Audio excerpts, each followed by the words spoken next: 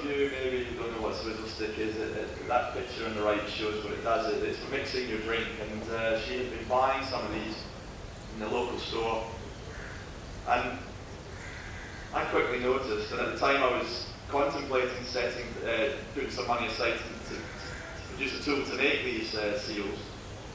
But of course when I saw these, it suddenly dawned on me that the end of this swizzle stick was very much like the end of this device, and these break glass devices. So rather than setting a tool down, I just went down to the shop. So for £2.50, it's about 100 rupees, I could buy 6 swizzle sticks, broke the end off, put it into a small turning machine, and made the part on the left.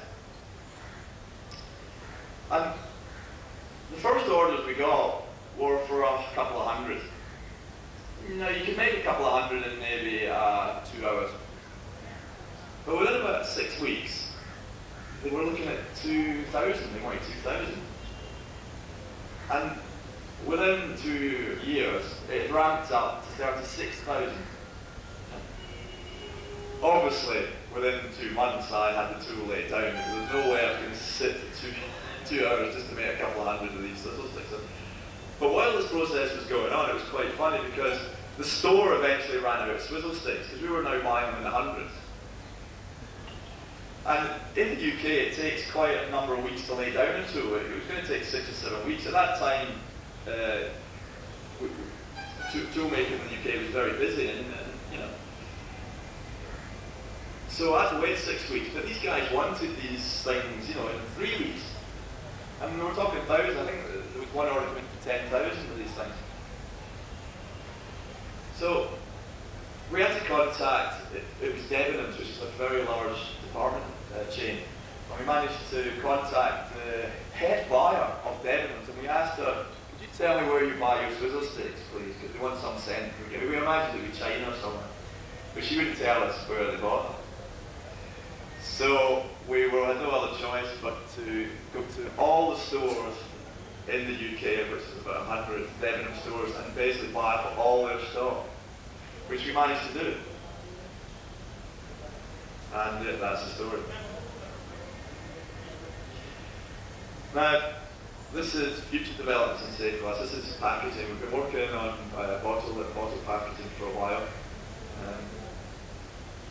The pictures on the left are to check the stretch ratio, because the process that we use here is blow molding process. Safeglass, as I said before, is a very glass-like material, so if you wanted to make a high-quality packaging, you might consider it. It's more high quality than PET to the feel. It's got a glass-like quality, and certainly if you're manufacturing beer, for example, which is perceived as a quality type item, you would want to put it in PET. In fact, they more or less told us that, and that's why we don't see beer in PET in the UK at the moment. So Safeglass is a good solution. The only thing about Safeglass is it's got very poor barrier properties to oxygen permeability and CO2. So that's a barrier. And the innovation here was to find the correct barrier and the processes that go with that, and join the two materials together. And in fact, we have a patent for this, and we're working with a very large drinks company that has to remain nameless. The picture, top right-hand picture, is the type of products that would be manufactured out of it, and the bottom is our first prototypes, prototype bottles there with some preform.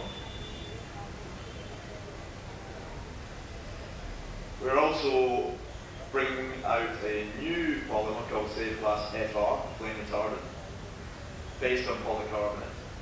It uses the flame retardancy, the easy flame retardancy of polycarbonate, and immerses it to our sort of unique system of making it breakable. I know that's a contradiction, but that's what we do in Safeglass. We make things break.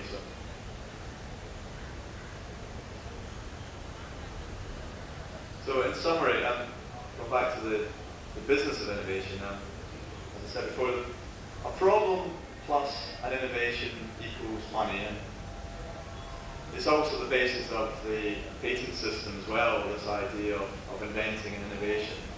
and Peter's already mentioned about the UK government gets right behind that activity, and this certainly is one of the key differentiators between a low-value economy and a high-value economy. And I would suggest that in India, it's something, if you're not already doing, I'm sure you are, is to get involved with innovation. If you're a small company, a startup company, beware of development costs. They can sink you within a short period of time, because the money you will have to put out is always very large. Manage the costs carefully. Get other people to pay for it. Get the market to pay for it. Bring Mark 1 out quickly. It might be horrible. It might have lots of bubbles and it might be yellow, but you would be amazed how many people bought Safeglass in the beginning. I'm quite happy to buy it, probably in yellow. And that generated the capital to make Mark 2.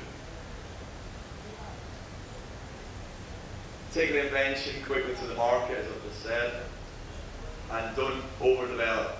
There is, for some reason in the UK, I think because technical innovation in universities is in the domain of technical people. They're not that good at business.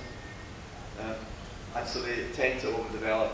They don't get out into the marketplace quickly enough. So don't overdevelop.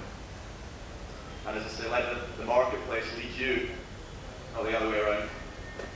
And if you do it that way, then they'll pay for these developments. That's all I've got to say. Thank you very much.